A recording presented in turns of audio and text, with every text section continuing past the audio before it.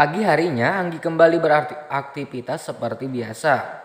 Matanya masih sembab namun Anggi tidak mempermasalahkan itu. Gadis itu sudah cantik dengan seragam sekolahnya. Rambut panjangnya dia kepang dua. Dia selalu menyelesaikan penampilannya sebelum Rehan selesai mandi. Anggi selalu bangun lebih dulu dan bergegas memakai seragam. Anggi menyambar tote bag yang ada di atas meja belajarnya. Dia tidak menghiraukan Rehan, laki-laki itu baru keluar dari dalam kamar mandi. Rehan menatap punggung Anggi dengan sedikit heran. Anggi memang selalu bangun lebih awal darinya. Namun gadis itu tidak pernah mengacuhkannya seperti ini. Mulut kecilnya seperti burung pipit yang berkicau di pagi hari.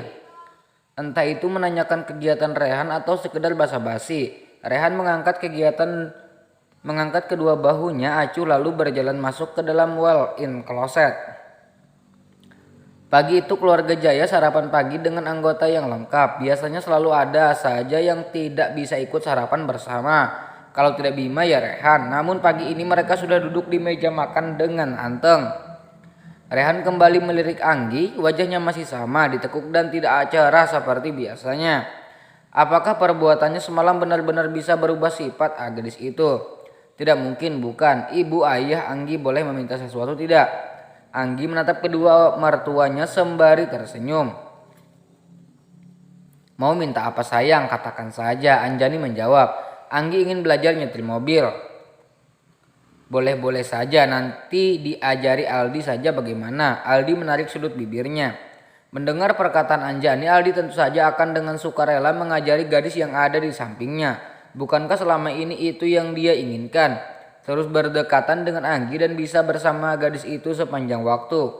Anggi tidak mau diajar oleh Aldi. Anggi mau diajar oleh Om Rehan. Rehan yang kala itu sedang mengunyah makanan tiba-tiba tersedak.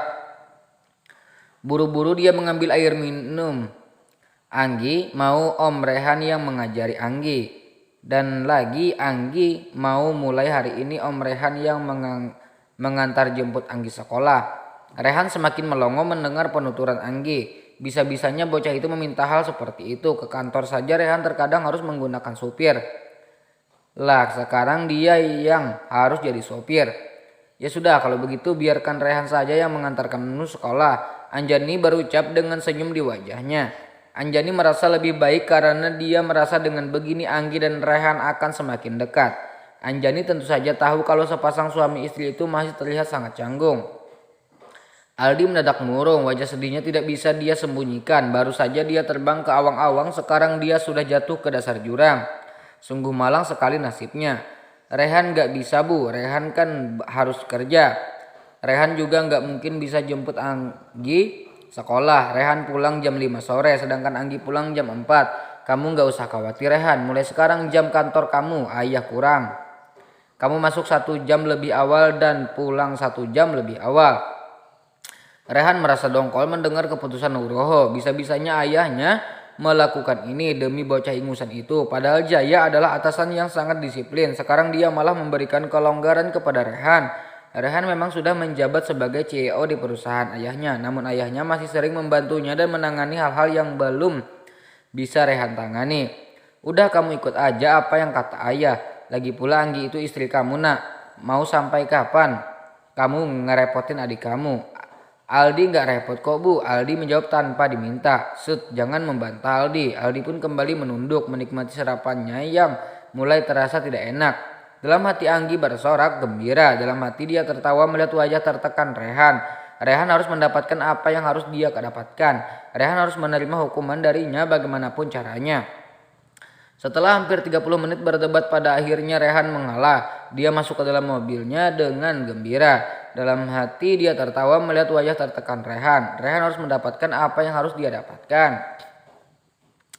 Rehan tidak bersemangat. Anggi mengekori dari belakang. Gadis itu masuk dan duduk di kursi belakang. Rehan langsung menoleh dan menatap gadis itu tajam. Apa yang kau lakukan? Kenapa kau duduk di belakang? Kau pikir aku ini sopirmu apa? Jangan membentak Anggi om. Apa om tidak punya hati nurani sama sekali? Hati om sudah digigit anjing atau bagaimana? Setelah om melecehkan Anggi, om mau lepas tanggung jawab.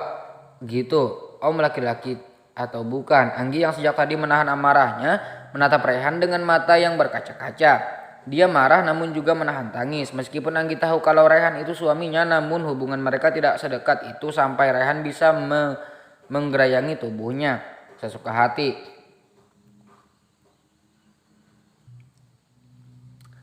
Rehan mendengus dan dia mengepalkan tangannya di udara seolah-olah dia ingin memukul Anggi.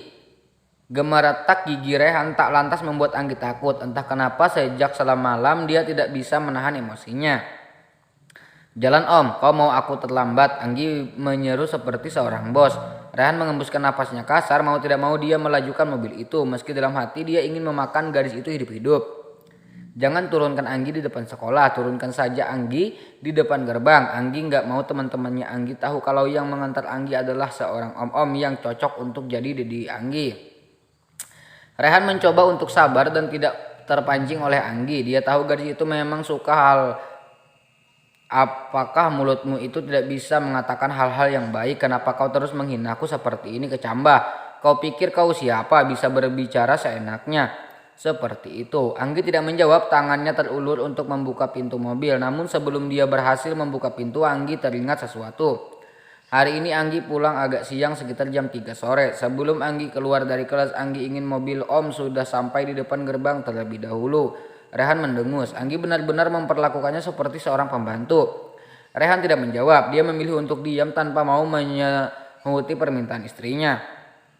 Setelah Anggi keluar, Rehan langsung melajukan mobilnya dengan sangat cepat. Dia harus meninggalkan Anggi segera kalau dia tidak ingin kecambah itu terus memperlakukannya seperti seorang pelayan. "Cih, anak baru berangkat sama Om yang semana lagi nih ya? Kayaknya tiap hari ganti om-om, pantasan aja barang-barangnya bagus." Ternyata dia menjual diri untuk mendapatkan itu semua. Anggi menghampiri orang yang baru saja mengatainya. Anggi menatap orang itu dengan tajam, namun bukannya takut, orang itu malah maju semakin dekat. Anggi yang sudah tidak tahan langsung menjambak rambut siswi itu tanpa ampun. "Kalau tidak tahu apa-apa, jangan asal bicara." Anggi dengan susah payah melawan gadis yang kini sedang menarik rambutnya kasar. Di saat Anggi dan siswi lain berkelahi, siswa-siswi yang lain malah menyoraki mereka dan meminta siswi yang tadi berbicara sembarangan itu untuk terus semangat. "Brok," gadis itu jatuh terduduk di atas trotoar. Anggi tersenyum mengejek, namun meskipun begitu, Anggi tetap menyodorkan tangannya untuk membantu teman sekolahnya. Anggi, Brok," gadis itu jatuh.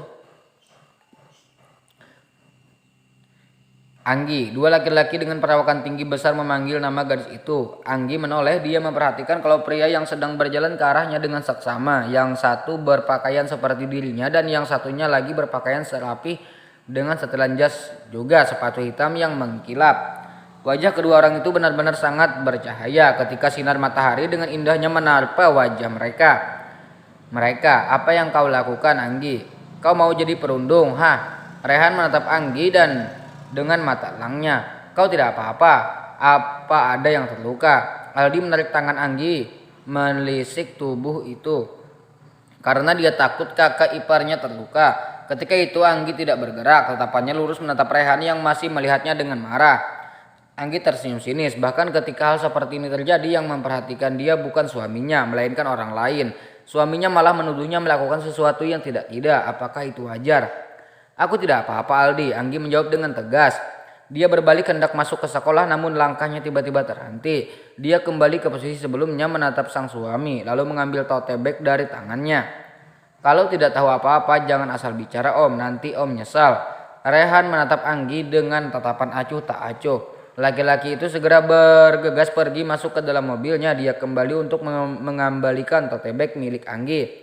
Namun dia tidak menyangka kalau dia akan melihat hal seperti itu. Gadis itu terlihat sangat kecil, namun ternyata dia memiliki keberanian untuk merundung orang. Benar-benar luar biasa. "Sepertinya aku menikahi orang yang salah," gumam Rehan. Aldi menatap mobil kakaknya dengan tatapan tidak suka. Bisa-bisanya Rehan berteriak kepada Anggi di saat Anggi tidak melakukan kesalahan apapun. Aldi melihat semuanya. Gadis yang tadi terduduk di depan Anggi adalah gadis yang menyerang Anggi lebih dulu. Aldi kembali melirik Anggi yang sudah masuk ke area sekolah. Dia masuk ke dalam mobilnya untuk menaruh mobil itu ke parkiran. Semua siswa dan siswi yang tadi melihat perkelahian Anggi hanya diam mematung sembari mencerna apa yang baru saja mereka lihat.